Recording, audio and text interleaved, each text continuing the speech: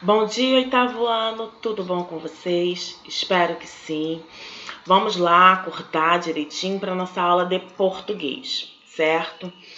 Eu deixei para vocês algumas páginas, eu deixei as páginas 63, 66, 67 e 68 e espero que vocês tenham feito. Então vamos partir agora para a nossa correção. Página 63. Eu vou seguir aquela ordem, né? 1, 2, 3, 4, 5, ok? Então vamos lá, página 63, primeiro quadrado. O conto é uma narrativa em prosa que apresenta uma extensão curta de linguagem concisa, ok? Foi. Segundo quadradinho. O artigo de opinião é um gênero argumentativo organizado em introdução, definição de tese do texto. Foi. Terceiro quadrado, né? Que nem é quadrado, é um retângulo enorme.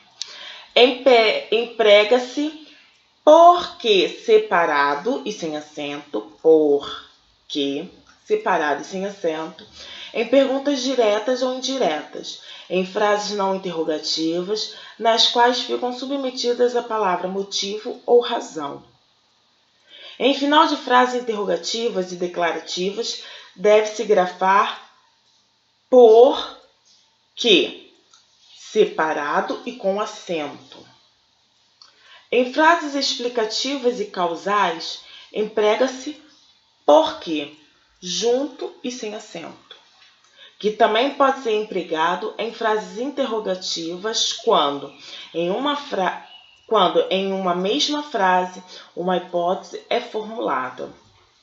E porque, junto e com acento, representa o substantivo, equivale a causa, motivo e razão, geralmente aparece acompanhado de um artigo ou pronome.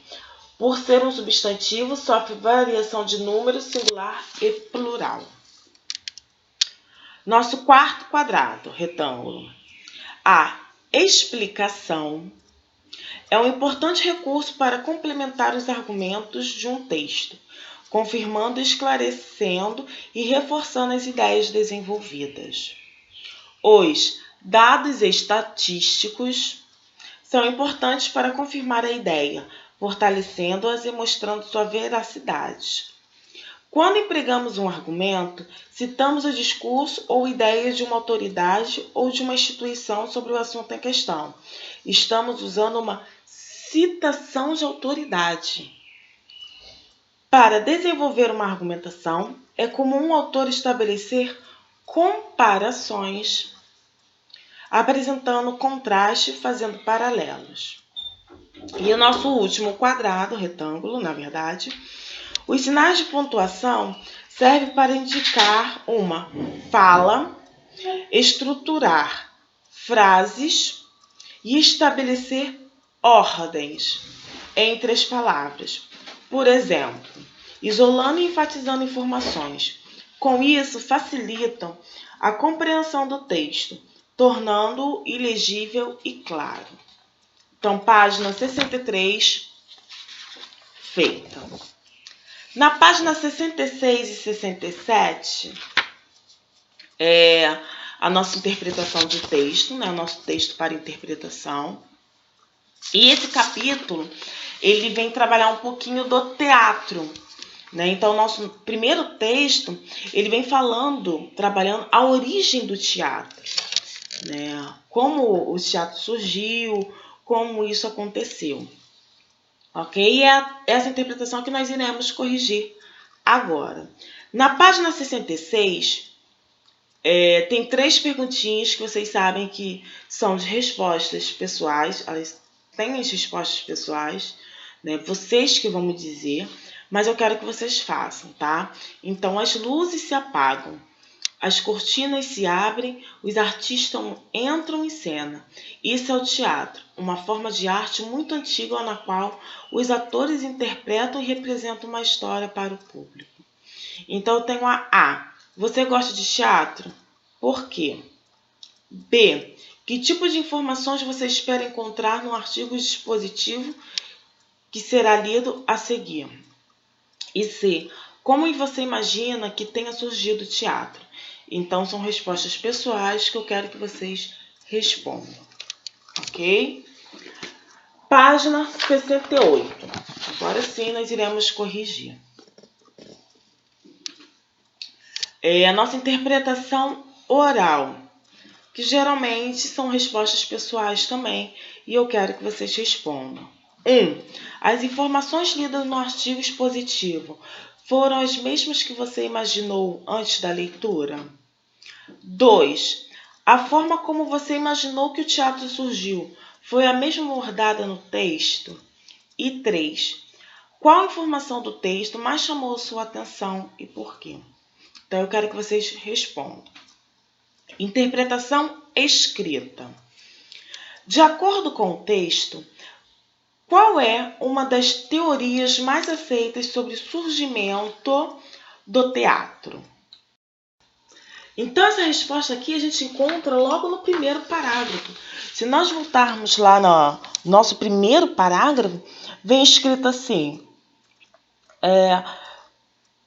consiste na reunião de um grupo de pessoas nas proximidades de uma fogueira em uma pedreira. A fogueira refletia a imagem dessas pessoas na parede, e gestos engraçados eram feitos para refletir nas sombras, enquanto um texto improvisado acompanhava as imagens.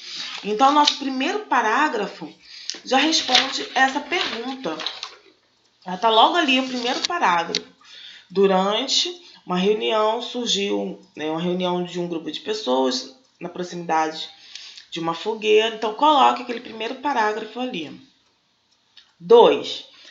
A criação de máscaras foi uma saída para uma prática teatral comum há cerca de 2.500 anos na Grécia.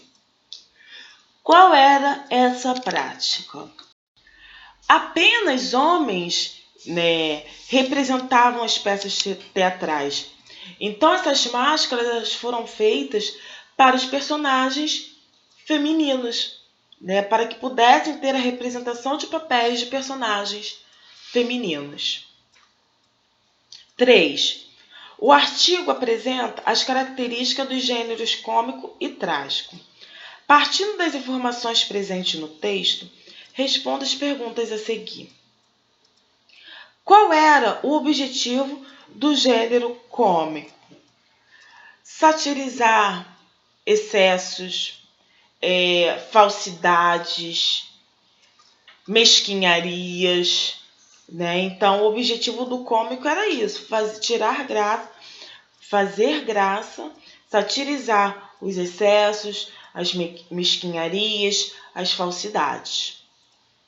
E o trágico era retratar o sofrimento humano, as fatalidades, e as causas, origens da nobreza. Então, o trágico ele trabalhava mais com a realidade, O sofrimento humano, as fatalidades, as causas e as origens da nobreza, ok? 4. De acordo com o texto, a comédia não era bem vista no início. Qual foi o acontecimento que mudou isso, fazendo que o gênero cômico passasse a ser mais aceito? Foi o surgimento da democracia. O gênero ganhou força por ridicularizar os fatos políticos da época. Então, a partir do momento que eles começaram a satirizar os fatos políticos da época, começou-se o surgimento de uma democracia. Ok? Página 68 corrigida. Então, os nossos exercícios estão corrigidos. Eu quero que vocês abram na página 71. Uso estilístico da pontuação. Quando eu falo de uso estilístico da pontuação, eu não estou querendo dizer que irá se ter uma quebra da pontuação, das regras da pontuação, a forma como utilizar a pontuação. Mas eu estou querendo dizer que o escritor ele conhece como deve ser utilizado a pontuação, Porém, para trazer um estilo próprio, para trazer uma graça para o texto, para trazer a personalidade dele para o texto, ele ele utiliza a pontuação de forma diferenciada, né? Por isso que fala um uso estilístico. É um estilo, é a forma como a pessoa irá trabalhar a pontuação.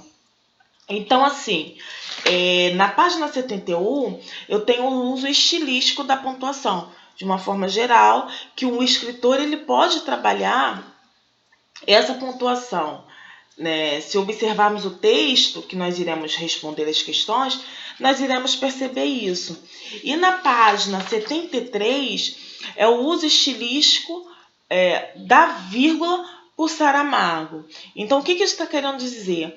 Que o autor, né, Saramago, o escritor, ele utiliza a vírgula de formas diferentes, não que ele não conheça o uso correto da vírgula, pelo contrário, por conhecer é que ele pode brincar com essa vírgula, que ele vem trazer uma graça maior no texto dele. Então, quando a gente pega um texto de Saramago, a gente já olha e fala, esse daqui é Saramago. A forma como ele escreve, a forma como ele pontua, a forma como ele coloca o uso da vírgula, você identifica a escrita de um autor, de um escritor, ok? Então, assim, eu irei deixar para vocês as páginas 71, 72, 73 e 74. 71, 72, 73 e 74. Ok? Vamos lá, 71, 72, 73 e 74. Para que vocês façam. A interpretação de texto a gente faz depois, ok? 71, 72, 73 e 74. O uso estilístico da pontuação e o uso estilístico da vírgula por Saramago. Façam qualquer dúvida, mandem suas perguntas que eu respondo. Até a próxima aula.